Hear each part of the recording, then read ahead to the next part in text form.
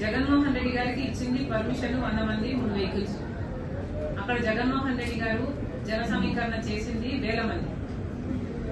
50 పైగా కార్లు వేసుకొని వెళ్లడము జగన్మోహన్ రెడ్డి గారు చేసిన మొదటి తప్పు.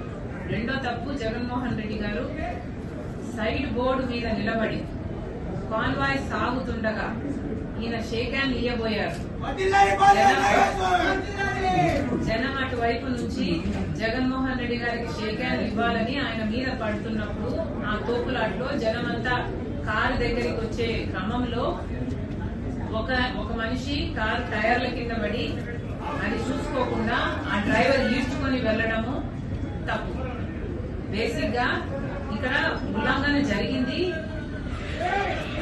డ్రైవర్ వల్లే, కాదని ఎవరు అంటలేదు. ఇది యాక్సిడెంటే, డ్రైవర్ కూడా కావాలని చేశారని ఎవరు అంటలేదు. కాకపోతే ఆ పరిస్థితుల్లో అన్ని గమనిస్తే తప్పులు చాలా వైపుల నుంచి జరిగాయి.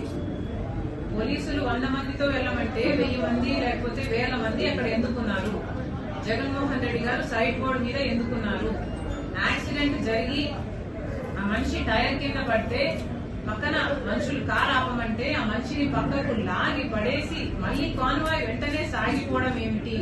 కనీసం 2 నిమిషాలు ఆగి ఆ మనిషి ఎలా ఉన్నాడు, ఆ మనిషికి ఏమైంది, ఆ మనిషికి వెనకాల అంబులెన్స్, వాళ్ళ టీంలో అంబులెన్స్ ఉంటే అంబులెన్స్, లేకపోతే ఏదైనా చేయాల్సిన అవసరం ఉంది కదా.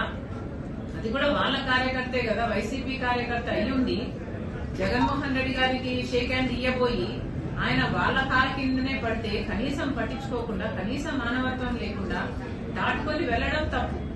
ఇలా డిఫరెంట్ స్టేజెస్ లో చాలా మంది తప్పులున్నాయి కాబట్టి వాళ్ళ మీద కేసులు పెట్టారేమో. ఐఎమ్ నాట్ ద పోలీస్, ఎందుకు ఇచ్చారో నేను చెప్పలేను. వాళ్ళు ఏమైనా నోటీస్ ఇస్తేనో లేకపోతే కార్ సీజ్ చేస్తేనో I'm sure they know the procedure and the process.